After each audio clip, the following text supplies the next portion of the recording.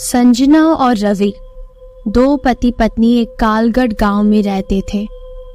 दोनों ही बहुत मजाकिया और सीरियस रहने वाले इंसान थे, पर जैसे भी थे हमेशा से खुशी से साथ में रहा करते थे। इन दोनों की अभी नई नई शादी ही हुई थी, लगभग 1 ही साल हुआ था, पर ये दोनों एक दूसरे को 7 सालों से जानते थे। ये सब बातें तो होती रहेगी। आगे बढ़ते हैं कि कहानी में क्या हुआ।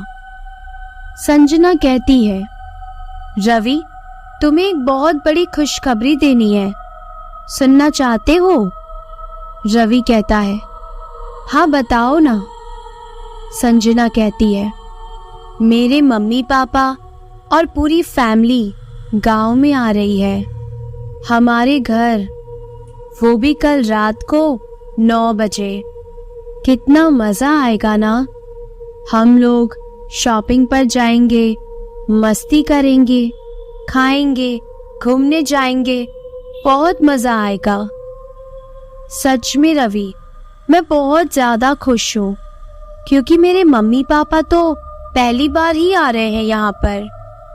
तभी रवि कहता है, वाह इतनी अजीब सी खुशखबरी, तुम ना ही देती तो मेरा आज का दिन बहुत ज्यादा अच्छा जाता, पता है तुम्हें? तभी संजना कहती है, क्या यार, तुम तो एक नंबर के फालतू इंसान हो। एक तो मेरे मम्मी पापा पहली बार गांव आ रहे हैं और उनके आने से पहले ही तुम ऐसी ऐसी बातें कर रहे हो। जाओ, मुझे तुमसे कोई बात ही नहीं करनी। आज खाना भी खुद ही बनाकर खा लेना, या तो बाहर से ऑर्डर कर लेना, समझे तुम? रवि कहता है, अरे अरे मैं तो मजाक कर रहा था। क्या संजना, तुम भी इतनी इतनी बातों पर गुस्सा हो जाती हो? वो सिर्फ तुम्हारे मम्मी पापा थोड़ी ना है, मेरे भी तो है ना। तुम हर बात को उल्टा ही क्यों समझती हो? मुझे तो ये समझ नहीं आता। प्लीज अब ड्रामा बंद करो और मान भी जाओ। संजना कहती है, हाँ चलो माफ किया, पर खाना तो आज तुम ही बनाओगे। तभी रवि कहता है, अरे क्यों नहीं भाई, तुम तो देवी हो, अभी बनाकर लाता हूँ खाना। पर पहले ये तो बता दो, खाने में खाओगी क्या? संजना कहती है, जो तुम्हें अच्छा लगे। वैसे पास वाली आंटी का 3 बार कॉल आ चुका है, वो बाहर मेरा वेट कर रही है, तो मैं उनसे मिलकर आती हूँ, ठीक है? मैं आऊं तब तक तुम खाना रेडी रखना। ऐसा कहकर संजना हंसने लगी और घर से बाहर चली गई। रवि यहाँ खाना बनाने के लिए किचन में गया तो उसे एक अजीब सी माला नीचे पड़ी हुई मिली। रवि ने बिना कुछ सोचे समझे ही उस माला को उठा लिया। वैसे आगे की कहानी बताने से पहले मैं आपको एक डाउट क्लियर कर देती हूँ कि रवि और संजना शहर से गांव में रहने आए थे कुछ 2 साल के लिए, क्योंकि रवि की दादी बहुत ही ज्यादा बीमार रहती थी और रवि की दादी का कोई देखभाल करने वाला भी नहीं था, क्योंकि दादाजी के गुजरने के बाद दादी के साथ कोई गांव में रहता ही नहीं था और दादी शहर में आते ही बीमार पड़ जाती थी। इसी वजह से रवि खुद 2 साल के लिए अपनी दादी के पास रहने आया था और रवि के पापा को कालगढ़ का पानी सूट नहीं होता था, क्योंकि रवि के पापा बचपन से ही दादाजी की वजह से शहर में ही रहे थे और साथ में उनको पैरालिसिस का अटैक भी आता रहता था, इसीलिए वो शहर में ही रहा करते थे। रवि की माँ कई बार गांव जाकर दादी से मिलकर आया करती थी और रवि अपनी दादी से बहुत ही ज्यादा प्यार करता था, इसीलिए उसने ये ठान लिया था कि शादी के 2 साल तक वो अपनी दादी के साथ गांव में ही रहेगा और संजना को भी अपना गांव दिखाएगा। अब हम आगे जानते हैं कि रवि को वो माला मिलने के बाद क्या हुआ। रवि ने अपनी दादी से पूछा, ये अजीब सी माला किसकी है दादी? तभी दादी कहने लगी, अरे ये माला यहाँ कौन लाया? जाओ जल्दी कचरे में फेंक कर आ जाओ। तभी रवि कहता है, क्यों दादी, क्या पता संजना की हो? तभी दादी भारी आवाज में कहने लगी, एक बार कहा ना, बाहर फेंक दे, तुझे समझ नहीं आता क्या? रवि थोड़ा सा घबरा गया और कहने लगा, हाँ दादी, अभी फेंक कर आता हूँ। जैसे ही रवि घर से बाहर गया तो संजना ने रवि के हाथ में माला देखी और वो देखते ही संजना ने रवि से वो माला छीन ली और कहने लगी, क्या रवि, मेरी चीजों को हाथ में लेकर कहाँ घूम रहे हो? रवि कहने लगा, अरे दादी इसे फेंकने को कह रही है। ये बात सुनकर संजना की आंखें लाल हो गईं और गुस्से में भारी आवाज के साथ भयानक रूप में वो रवि का गला दबाते हुए कहने लगी, इस माला को गलती से भी फेंकने की कोशिश भी की ना तो जान से मार दूंगी तुझे, समझा तू? और तुझे ही नहीं, तेरी पत्नी को भी। हम सब लोग साथ मिलकर मार देंगे तुम्हें, और अंदर बैठी उस बुढ़िया को भी। ऐसा कहकर माला को अपने गले में पहनकर संजना अंदर जाकर टीवी देखने लग गई। रवि बाहर खड़े खड़े संजना की वैसी खतरनाक नजर को बार बार मन में प्ले करके रो रहा था और सोच रहा था कि ये सब संजना क्या कह रही थी। धीरे धीरे ऐसे करके संजना का बिहेवियर अब बहुत ही ज्यादा बदलता जा रहा था। डरते डरते रवि अंदर जाकर खाना बनाने लगा और खाना बनाकर संजना को देने लगा तो संजना बहुत ही गंदी तरीके से यहाँ वहाँ खाना फैलाकर खाने लगी और संजना के गले में वो माला पहनी हुई थी। उसकी आंखें अभी भी वैसी ही लाल थी।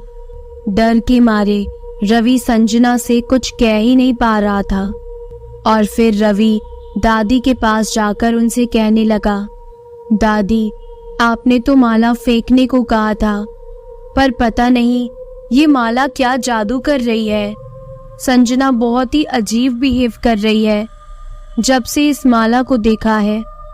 तभी दादी कहने लगी, तुझे मना किया था ना, बोला था ना इसे फटाफट जाकर कचरे में डालकर आ जा, तूने मेरी बात क्यों नहीं सुनी?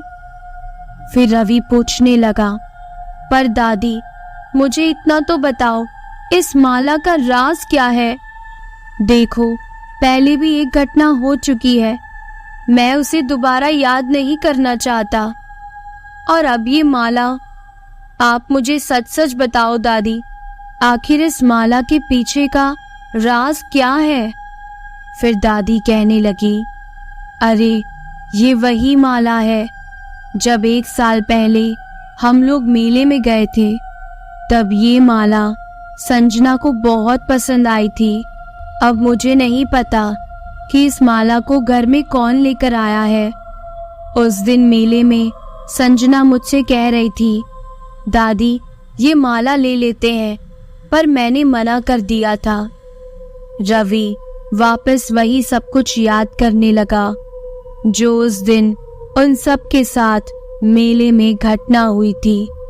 मेले का नाम सुनते ही रवि को चक्कर आने लगे और उसे बहुत ज्यादा वॉमिटिंग होने लगी। उसकी तबीयत अचानक से बहुत ही ज्यादा खराब हो गई और रवि को सिर्फ उसकी दादी ही संभाल रही थी, क्योंकि संजना अब घर पर थी ही नहीं। अब मैं आपको बैक ऑफ द स्टोरी बताती हूँ कि आखिर यहाँ पर हो क्या रहा है।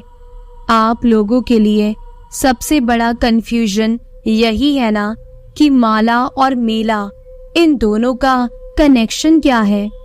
तो आइए जानते हैं और 1 साल पहले की घटना को वापस याद करते हुए वहां पर चलते हैं। तो आप सब आ चुके हो ना 1 साल पहले। अब एकदम आराम से और विस्तार से हम पूरी स्टोरी ध्यान से समझेंगे। तो चलिए शुरू करते हैं। ये बात 1 साल पुरानी है। शाम के 5 बजे कालगढ़ गांव में मेला लगा था।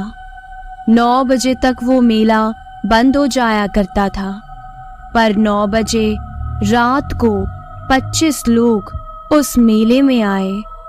वो लोग जैसे तैसे करके उस मेले वाले को थोड़े पैसे देकर अंदर जाने लगे, क्योंकि उन 25 लोगों को सुबह ही वापस शहर जाना था। तो इस गांव में उनके लिए वही रात वाला दिन था, जब वो मेले का नज़ारा भी देख ले और घूम ले।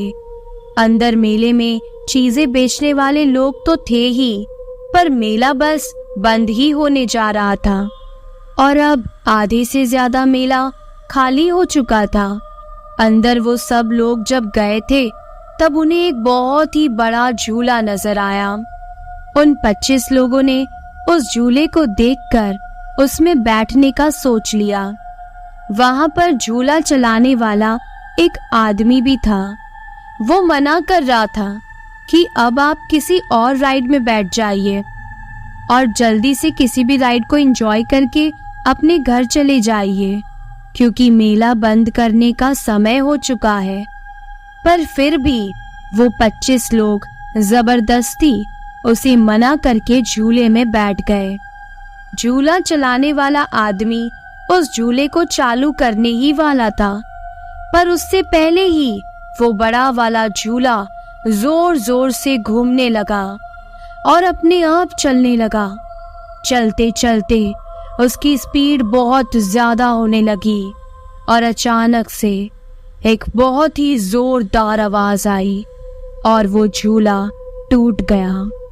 उसके अंदर जितने भी लोग बैठे थे, यानी कि वो 25 लोग, वो सब के सब मारे गए।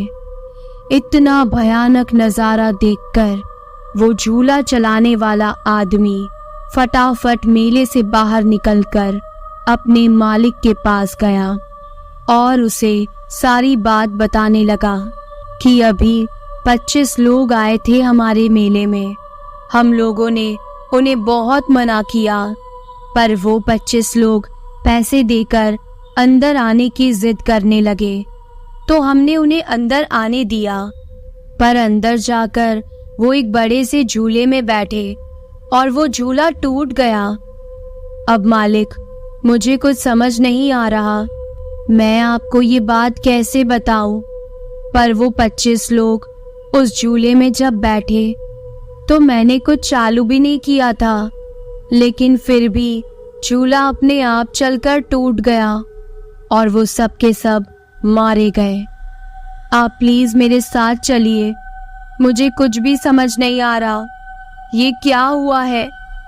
मेले का मालिक उसकी बात सुनकर थोड़ा सा अजीब महसूस करने लगा। फिर उसके साथ मेले में जाने लगा। वो झूला चलाने वाला आदमी अपने मालिक को वो भयानक नज़ारा दिखाने ही वाला था, पर जब वो लोग वहां पहुंचे तब वो 25 के 25 लोग वहां थे ही नहीं। तब उसके मालिक ने उससे कहा, देखो, मैं तुम्हें एक बात बताता हूँ। कुछ 2 महीने पहले यहाँ पर ऐसा ही एक मेला लगा था और उस मेले में लगभग 25 लोग आए थे, वो भी रात को 9 बजे के बाद, जब मेला बंद होने वाला था। और जब वो लोग आए थे ना, तब वो ऐसे ही बड़े झूले में बैठे थे और अचानक से वो झूला टूट गया। उसके बाद ही उन 25 लोगों की मौत हो गई थी और तब से ही जब भी हर हफ्ते मेला लगता है, तब ऐसे ही कुछ 25 लोग 9 बजे के बाद आते हैं और उस झूले में बैठते हैं और झूला टूट जाता है। पर ऐसी किसी भी चीज से तुम्हें डरना नहीं है, ये नॉर्मल है। तुम नए हो इसीलिए तुम्हें ज्यादा डर लग रहा है। मालिक की बात सुनकर वो झूला चलाने वाला आदमी थोड़ा सा डर गया था, पर उसे 7 दिन बाद ये पता चला कि उसका मालिक तो 10 दिनों से गायब है और 3 दिन पहले ही उसके मालिक की लाश एक जंगल में कटी फटी मिली थी। पुलिस वालों ने जब और इन्वेस्टिगेशन करी तब पता चला कि वो मेला पहले से ही एक भूतिया मेला है, जहां पर किसी ने काला जादू किया था और उस मेले को एक हॉन्टेड मेले में बदल दिया था। ये बात गांव वालों को जब पता चली तब उन लोगों ने 1 साल तक उस जगह पर कोई मेला नहीं लगवाया। यानी वो जगह अब बिल्कुल ही खंडर और सुनसान हो चुकी थी और अब तो उस जगह पर ही नहीं बल्कि पूरे गांव में यानी पूरे कालगढ़ गांव में कहीं पर भी मेला लगता ही नहीं। तो अब आप लोग सोच रहे होंगे कि अगर कालगढ़ गांव में 1 साल से कोई मेला लगा ही नहीं है तो संजना मेले में जाने की बातें क्यों कर रही थी। अब मैं आपका सबसे बड़ा कंफ्यूजन दूर करती हूँ। दरअसल वो 25 लोग और कोई नहीं बल्कि संजना के ही फैमिली मेंबर्स थे, जो 1 साल 2 महीने पहले गांव में घूमने आने वाले थे। और वो लोग आए भी थे, पर वो 28 लोग थे जो रात को 9 बजे के बाद मेले में गए थे। और मेले में जाने से झूले के टूटने से उन सब की मौत हो गई थी और तब से ही संजना के परिवार वालों की आत्मा वहां पर घूमती है। वो लोग 28 थे, पर उनमें से 3 लोग बच गए थे और वो 3 लोग और कोई नहीं, संजना, रवि और उसकी दादी थी।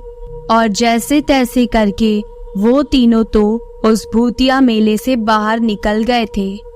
वो सब मेले में रात को घूमने गए थे, पर उनके साथ उस मेले में उस दिन बहुत से भूतिया इंसिडेंट्स हुए थे। तब से ही संजना हर रोज एक ही बात कहती है कि मेरे परिवार वाले शहर से आने वाले हैं और हम लोग मेले में जाएंगे, पर ऐसा कुछ है ही नहीं। संजना उसके बाद से ही एक गहरे सदमे में जा चुकी थी। जब संजना और उसके परिवार वाले मेले में गए थे तब वहां पर संजना को एक माला बहुत ही ज्यादा पसंद आई थी, पर उसकी दादी ने उसे वो माला लेने से मना कर दिया था। और अब हम जानेंगे कि माला को संजना तक कौन लेकर आया है और वापस उस भूतिया मेले की घटना कौन दोहराने की कोशिश कर रहा है। जब रवि ने बहुत ही ज्यादा ये सब जानने की कोशिश की और जब उसने ये देखा कि संजना घर पर नहीं थी, तब वो बाहर आसपास संजना को ढूंढने चला गया। तब उसने देखा कि संजना भयानक रूप में बाहर के सभी लोगों को मार रही थी। जैसे तैसे करके रवि उसे पकड़ने की कोशिश कर रहा था, पर संजना वहां से भाग गई और उस जगह पहुंच गई जहां पर 1 साल 2 महीने पहले मेला लगा था और संजना के पीछे पीछे रवि भाग रहा था, पर वो रुकने का नाम ही नहीं ले रही थी। और उसी जगह पर जाकर संजना ने अब अपने आप की ही जान ले ली और फिर आत्मा बनकर पूरे गांव वालों को मारने लगी और धीरे धीरे उसने कालगढ़ के सारे लोगों को मार डाला। और वो माला उस तक पहुंचाने वाला और कोई नहीं बल्कि उसके परिवार वालों की उन 25 लोगों की आत्मा ही थी। और अब वो सारी आत्माएं मिलकर उस गांव में आने वाले हर इंसान को हमेशा हमेशा के लिए खत्म कर देती है। तो क्या आप कभी कालगढ़ गांव जाना चाहेंगे? कमेंट करके जरूर बताइएगा। तो चलिए अब सुनते हैं हमारी अगली भूतिया कहानी, और इस कहानी को हम रमन के पॉइंट ऑफ व्यू से सुनेंगे। भाई, रात के 1 बज रहे हैं, तुझे जाना हो तो तू भले चले जा, लेकिन मैं नहीं जाऊंगा। ये कहते हुए सोहन चुप हो जाता है। इस बात पर मैं यानी रमन सोहन से कहता हूँ, भाई वो अपना दोस्त है, उसको ऐसे ही थोड़ी ना छोड़ सकते हैं, ढूंढना तो पड़ेगा ना। इस बात पर सोहन मुझसे कहता है, जल्दी ढूंढते हैं। और ये सुनकर मैं जल्दी से गाड़ी घुमाता हूँ और रंजन को ढूंढने लगता हूँ। तभी सोहन कहता है, रमन सामने देख, वो रंजन ही है ना। इस बात पर जैसे ही मैं अपनी आंखें घुमाकर रास्ते की तरफ देखता हूँ तो वहां रंजन बेहोश गिरा होता है। मैं जल्दी से गाड़ी रंजन के पास लेकर जाता हूँ और जैसे ही सोहन और मैं गाड़ी घुमाकर रंजन के पास पहुँचते हैं, तब रंजन अपने मुंह से अजीब अजीब आवाजें कर रहा था। जैसे ही हमने रंजन की शक्ल देखी तो उसकी शक्ल पूरी नीली पड़ चुकी थी और जैसे ही रंजन मुझे देखता है तो मुझे देखकर वो और भी भारी और अजीब सी आवाज निकालने लगता है और जोर जोर से हंसने लगता है। मैंने डरते डरते जैसे तैसे रंजन को गाड़ी में बिठाया और सोहन भी जल्दी से गाड़ी में बैठ गया। अब मैं फुल स्पीड में उस बीच के रास्ते से गाड़ी निकाल रहा था। मेरे घर में तब कोई भी नहीं था, इसीलिए मैंने जल्दी से मेरे घर के आगे ही कार लाकर रोक दी। सोहन और मैं दोनों रंजन को उठाकर मेरे घर लेकर आने लगे। फिर मैं सोहन से कहने लगता हूँ, अब हमें हमारे मम्मी पापा को ये सब बात बतानी ही पड़ेगी। इस बात पर सोहन कहता है, अब वैसे भी हम कुछ भी नहीं कर सकते, बताना तो पड़ेगा ही, इसीलिए मैं अपने मम्मी पापा को कॉल करके यहाँ बुला लेता हूँ। और सोहन अपने मम्मी पापा को और रंजन के मम्मी पापा को कॉल करके मेरे घर पर बुला लेता है। मेरे मम्मी पापा किसी काम के लिए बाहर गए थे, इसीलिए मेरा घर तब खाली था। हम दोनों ने हमारे मम्मी पापा को ज्यादा कुछ नहीं बताया था, बस सिर्फ इतना ही कहा था कि जल्द से जल्द मेरे घर पर आ जाओ। और देखते ही देखते हम तीनों के मम्मी पापा हमारे घर पहुंच गए। मेरे मम्मी पापा आते ही मुझसे पूछने लगे, क्या हुआ, रंजन तो ठीक है ना? तुमने हमें फोन करके क्यों बुलाया, कुछ हुआ है क्या? उसके बाद जैसे ही रंजन के मम्मी पापा ने रंजन को बेहोश देखा तो वो उसे देखकर रोने लगे। उन लोगों को लगा कि रंजन को कुछ हो तो नहीं गया, लेकिन रंजन सिर्फ बेहोश था। फिर रंजन के मम्मी पापा हम दोनों से पूछते हैं, सच सच बताओ, तुम लोगों ने रंजन के साथ क्या किया? इस बात पर सोहन के मम्मी पापा भी मुझसे पूछने लगे, बताओ रमन, क्या हुआ? मेरे मम्मी पापा भी मुझसे यही पूछ रहे थे कि तू तो हमसे कह रहा था कि रंजन और सोहन यहाँ पर पढ़ने आने वाले हैं, अब ये रंजन बेहोश है। इस बात पर मैं अपनी दबी हुई आवाज में मेरे, सोहन और रंजन के मम्मी पापा से कहने लगता हूँ। ये बात है रात 9 बजे की। मेरे मम्मी पापा किसी काम से रात 8 बजे ही घर से बाहर चले गए थे और मैं घर पर अकेला ही था। मैं तो घर पर टीवी देख रहा था। तभी रात 9 बजे मेरे पास रंजन का कॉल आता है। वो मुझसे कहता है, भाई कहीं घूमने चलेगा? तब मैंने उससे कहा, मेरे घर पर अभी मेरे मम्मी पापा नहीं हैं। इस बात पर उसने कहा, तो ये तो और भी अच्छी बात है ना, आराम से घूम पाएंगे। मैं तेरे घर पर आ जाता हूँ और मैं अपने मम्मी पापा से कह दूंगा कि मैं रमन के घर पर पढ़ने जा रहा हूँ। फिर रंजन मुझसे कहता है कि मैं इस ट्रिप के बारे में सोहन को भी बता देता हूँ, वो भी आ जाएगा और उसे कह दूंगा कि तू भी रमन के घर आ जा और घर वालों से यही कहना कि मैं पढ़ने जा रहा हूँ। इस बात पर मैंने हाँ बोल दिया। मैं तो यही सोच रहा था कि क्या हो गया, थोड़ी देर घूमेंगे, बातें करेंगे, फिर वापस अपने अपने घर आ जाएंगे। और मैंने इसके बारे में ज्यादा सोचा नहीं। मैंने भी तुरंत ही अपने मम्मी पापा को कॉल कर दिया और मैंने भी अपने मम्मी पापा को कह दिया कि रंजन और सोहन मेरे घर पढ़ने आने वाले हैं। लगभग रात 10 बजे रंजन और सोहन मेरे घर पर आ गए थे। हम तीनों सोफे पर बैठकर ये सोचने लगे कि अब हम कहाँ घूमने जाएं। तभी सोहन कहता है, तुमने मुझे तो बुला लिया पर तुम्हें खुद ही नहीं पता कि कहाँ घूमने जाना है। इस बात पर रंजन कहता है, मैंने ही रमन को भी फोन किया था। ऑफ कोर्स ये मेरा ही प्लान है। सोचते हैं एक काम करते हैं, बीच पर चलते हैं।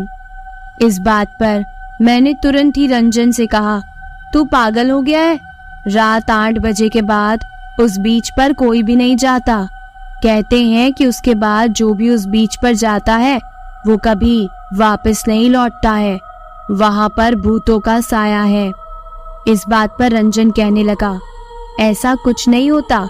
मैं कई बार रात को उस जगह पर गया हूँ, मेरे साथ तो कभी कुछ नहीं हुआ। अरे मजा आएगा। वैसे भी थोड़ी देर की तो बात है, बस घूमकर वापस आ जाएंगे, ज्यादा कुछ नहीं।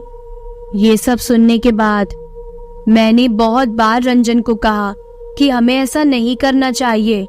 अगर कुछ हो गया तो? वैसे भी हम लोग हमारे मम्मी पापा से झूठ बोल रहे हैं और अगर उसके बाद हमें कुछ भी हो गया तो हमें बचाने आएगा कौन? इस बात पर रंजन और सोहन दोनों ही कहते हैं, तो इतना नेगेटिव मत सोच रमन, अब चल भी जा। इसीलिए मुझे ना चाहते हुए भी उन दोनों के साथ बीच पर जाना ही पड़ा। सोहन अपनी कार लेकर ही मेरे घर पर आया था, इसीलिए सोहन, रंजन और मैं उसकी कार में बैठकर बीच के लिए निकल गए। लगभग रात 11 बजे तक हम लोग बीच पर पहुंच गए थे। जैसे ही हम बीच के रास्ते पर पहुंचे तो अब रंजन जानबूझकर फोन में भूतिया गाना बजाने लगा और मुंह से भी अजीब अजीब आवाजें करने लगा। मैंने उसे बहुत बार कहा कि जब ऐसी जगह पर आए तो ऐसी चीजें नहीं करते। मैंने जैसे तैसे करके रंजन को रोका। गाड़ी मैं ही चला रहा था। मैं जैसे ही गाड़ी चलाते हुए बीच के रास्ते पर पहुंचा तो मुझे ऐसा लग रहा था कि हम तीनों के अलावा भी यहाँ पर कोई और भी है। फिर हम लोग बीच पर पहुंचे। मैं बीच से थोड़ी पीछे ही गाड़ी को रोक देता हूँ और हम तीनों चलकर ही बीच के अंदर जाने लगे। रात का वक्त था, इसीलिए बीच पर कोई भी नहीं था। बीच पूरी तरीके से सुनसान था। हम लोग रात के माहौल में बीच का आनंद लेने लगे। हम तीनों बस ऐसे ही बात कर रहे थे, लेकिन तभी हमें ऐसा लगा जैसे दूर कोई बहुत जोर जोर से रो रहा है। सोहन खड़ा होता है और चिल्लाता है। अब रंजन और मैं भी खड़े हो जाते हैं। फिर सोहन कहता है, देख भाई, दूर कोई औरत बैठी है। रंजन और मुझे भी वो औरत दिखाई दे रही थी। हम तीनों धीरे धीरे उस औरत के पास जाने लगते हैं। तभी हम तीनों कहते हैं, सुनो मैडम, आपको क्या हुआ है? लेकिन वो अपना मुंह छुपाकर जोर जोर से रो रही थी। तभी हम तीनों अचानक से समुद्र के पास जाने लगते हैं। अब धीरे धीरे हम समुद्र के एकदम पास पहुंच चुके थे और अब हम तीनों समुद्र के अंदर जाने वाले थे। तभी एकदम से मुझे होश आया और मुझे पता चला कि हम तीनों समुद्र के अंदर जा रहे हैं और पता नहीं हम अचानक से समुद्र के अंदर क्यों जाने लगे। ऐसा लग रहा था जैसे हम तीनों को किसी ने हिप्नोटाइज कर लिया हो, सम्मोहित कर दिया हो। तभी मैं उन दोनों को जोर से आवाज लगाता हूँ, लेकिन वो दोनों भी पूरी तरीके से सम्मोहित हो चुके थे और समुद्र के अंदर ही चले जा रहे थे। जैसे ही हम तीनों को होश आया, हम तीनों जल्दी से भागने लगे। मैं भागते भागते रंजन से बस यही कह रहा था, मैंने तुझसे कहा था ना कि अगर यहाँ पर कुछ हो जाएगा तो। इस बात पर रंजन कहता है, अब जो हो गया वो तो हो चुका, अपनी जान बचाकर भागो यहाँ से। और तभी जैसे हम बीच के दरवाजे की ओर पहुंचे, अचानक से बीच का दरवाजा ही बंद हो गया और अब हमें पीछे से जोर जोर से किसी के हंसने की आवाजें आने लग गई, जैसे कोई औरत बहुत जोर जोर से हंस रही हो। फिर वो अपनी भारी आवाज में यही कहने लगी, गलती कर ली तुमने यहाँ आकर। हम तीनों को डर तो बहुत लग रहा था, लेकिन जैसे ही हमने पीछे देखा तो वहां पर एक औरत खड़ी थी जिसका मुंह पूरी तरीके से नीला पड़ चुका था, आंखें पूरी सफेद और आंखों में से खून बह रहा था। उसके बाल पूरी तरह से बिखरे हुए थे। वो लगातार हमें देखकर अजीब सी मुस्कान दिए जा रही थी। तभी डर के मारे मैं कहने लगा, भाई जल्दी निकल यहाँ से। लेकिन जैसे जैसे हम भाग रहे थे, वो औरत भी भागकर हम तीनों के पास आ रही थी। हम तीनों अब दरवाजा खोलने की कोशिश करने लगे, लेकिन अब वो औरत भागते भागते हमारे पास आ गई थी। तभी अचानक से एक जोरदार झटके से दरवाजा खुला और हम तीनों भागकर सीधा बीच से बाहर निकल गए। अब हम तीनों जल्दी से कार के पास पहुंचे। हम तीनों डरते हुए जल्दी से कार का दरवाजा खोलने लगे, लेकिन कार का दरवाजा लॉक था। इसीलिए मैंने अपनी जेब से चाबी निकाली और तभी मुझे रियलाइज हुआ कि मेरे जेब में चाबी है ही नहीं। मैंने उन दोनों से कहा, अपनी जेब चेक करो, चाबी शायद कहीं गिर चुकी है। उन दोनों ने अपनी जेब चेक की और फिर हम तीनों रास्ते में देखने लगे, लेकिन अब हमें चाबी कहीं मिल ही नहीं रही थी। फिर हम तीनों को ऐसा लगने लगा कि शायद तक चाबी बीच पर ही गिर चुकी है। इस बात से हम तीनों बहुत ज्यादा डरने लगे और अचानक से रंजन बहुत तेजी से भागकर बीच के अंदर चला गया और कुछ 1-2 मिनट के अंदर ही चाबी लेकर बाहर आया और उसने चाबी फेंक कर मुझे दी और मैंने जल्दी से कार का दरवाजा खोल दिया और कार वहां से भगाने लगा। अब हम कार को लेकर बीच से थोड़ा दूर आ चुके थे, लेकिन अभी भी हम बीच के रास्ते पर ही चल रहे थे। अचानक से पीछे से बहुत ही स्पीड में वो औरत भागते हुए हमारे कार के पीछे आ रही थी। ये देखकर मुझसे गाड़ी हैंडल ही नहीं हो पा रही थी। अचानक से वो औरत कार के ऊपर जाकर धड़ाम से बैठ गई। अब हम तीनों बहुत ज्यादा डर चुके थे। अब हमें कुछ समझ नहीं आ रहा था क्योंकि वो गाड़ी के ऊपर बैठ चुकी थी। अचानक से वो कार के सामने वाले शीशे पर आ गई और लगातार मुझे देखकर हंसती जा रही थी। अब मुझसे गाड़ी बिल्कुल भी हैंडल नहीं हो रही थी, लेकिन तभी अचानक वो औरत वहां से गायब हो गई और अब अचानक ही वो हमें दूर कहीं खड़ी हुई दिखाई दे रही थी। और अब सिचुएशन ये हो चुकी थी कि बीच का रास्ता भी पतला था और गाड़ी बाजू से निकल नहीं सकती थी और वो औरत गाड़ी के सामने आकर खड़ी हो चुकी थी। अब मैंने कुछ भी नहीं सोचा और सीधा गाड़ी को फुल स्पीड में उस औरत के अंदर ही घुसा दिया। और सबसे बड़ी शॉकिंग बात ये थी कि वो औरत गाड़ी के आर पार हो गई और तब हमें समझ आ गया कि हमारा पाला किसी भयानक आत्मा से पड़ा है। अब हमें कुछ भी पता नहीं चल रहा था। मैं बस गाड़ी को फुल स्पीड में चलाए जा रहा था, लेकिन अब वो रास्ता खत्म होने का नाम ही नहीं ले रहा था। भले मैं कितनी भी गाड़ी घुमा लूं, हम घूम फिर कर उस बीच के सामने ही आ जाते थे। अब हमें बहुत ज्यादा डर लग रहा था। मैंने एक बार फिर से ट्राई किया, लेकिन वो गाड़ी फिर से बीच के पास आकर ही रुक गई। अब हम तीनों को ऐसा हो चुका था कि अब हम तीनों की ही मौत हो जाएगी। तभी अचानक से रंजन अपने मुंह से अजीब अजीब आवाजें निकालने लगा। हमने जैसे ही पीछे देखा तो उसका चेहरा पूरा नीला पड़ चुका था और आंखें पूरी सफेद हो चुकी थी। उसके नाखून भी बड़े हो चुके थे और उसके बाल पूरी तरह बिखरे हुए थे। अब वो पूरी तरीके से उस औरत की तरह ही लग रहा था और अचानक से वो बहुत जोर से चिल्लाकर गाड़ी का दरवाजा खोलकर कहीं और चला गया। जैसे ही वो वहां से भागने लगा तो मैंने गाड़ी रोकी। अब तकरीबन रात के 1 बजने को आए थे।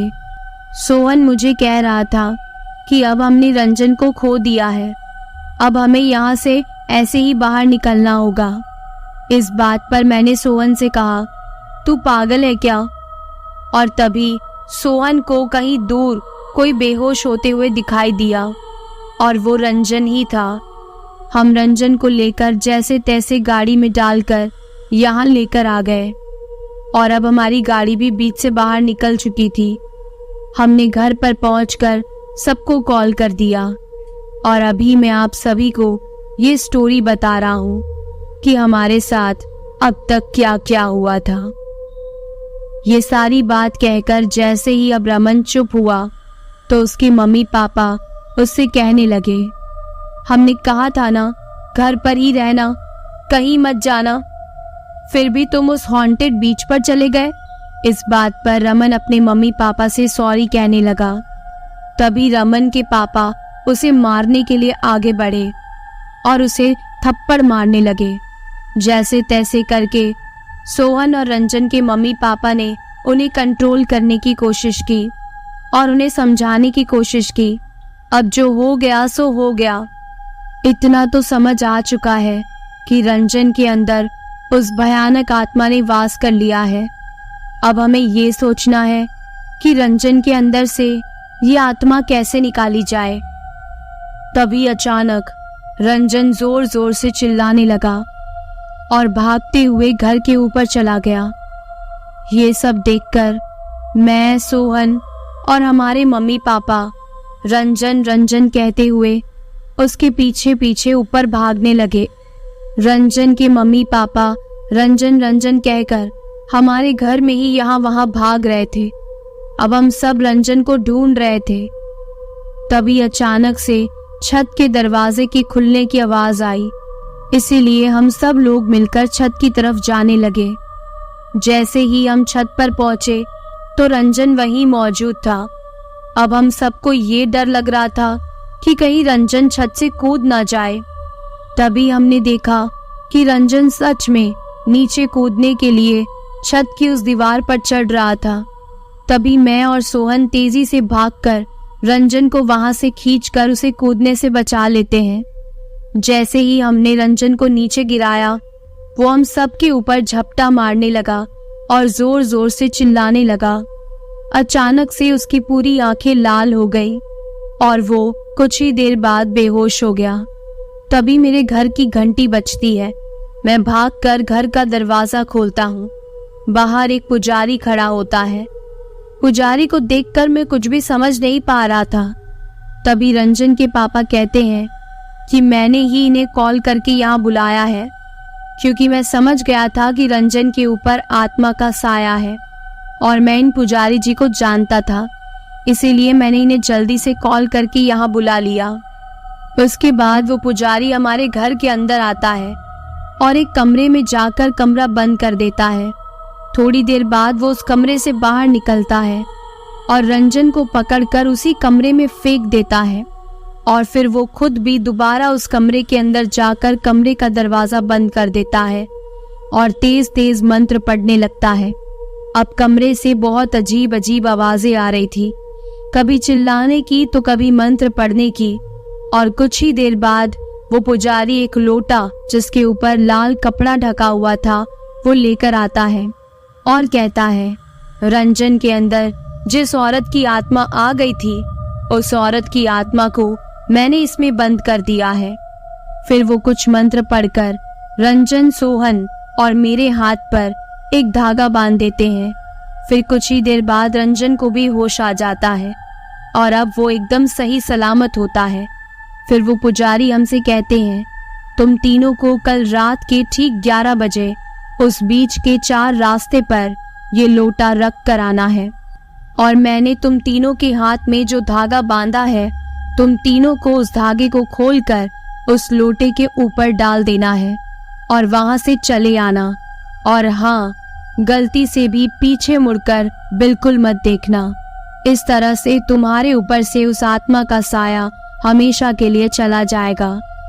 दूसरे दिन ठीक रात 11 बजे हम तीनों बीच के 4 रास्ते पर पहुंचते हैं और वहां पर वो लोटा रखकर धागा खोलकर उसके ऊपर रख देते हैं और बिना पीछे देखे वहां से निकल जाते हैं। 2-3 दिन तक तो हम तीनों को ही अजीब अजीब सपने आते रहते थे। वो औरत हमें हमारे सपने में नजर आती थी और हमें बहुत डर लगता था, लेकिन फिर धीरे धीरे करते हुए सब कुछ ठीक होने लगा। आज उस बात को 2 साल होने को आए हैं, लेकिन अब तो हम तीनों ही उस बीच पर दोबारा कभी नहीं गए और उस बीच का नाम सुनते ही हम तीनों के रोंगटे खड़े हो जाते हैं। तो कैसी लगी आपको ये कहानी? इन दोनों कहानियों में से आपको कौन सी कहानी ज्यादा पसंद आई है? कमेंट करके जरूर बताइएगा। ये दोनों कहानियां मैंने खुद लिखी है और वो भी बहुत मेहनत से। तो अगर आपको मेरी मेहनत पसंद आती है तो कमेंट में अपना फीडबैक देना बिल्कुल भी ना भूले। आपके फेवरेट हॉरर स्टोरी टॉपिक भी जरूर कमेंट में लिखकर बताएं। और अगर आप अपनी हॉरर स्टोरीज मुझे शेयर करना चाहते हैं तो मेरी इंस्टा आईडी डिस्क्रिप्शन में जरूर चेकआउट करें।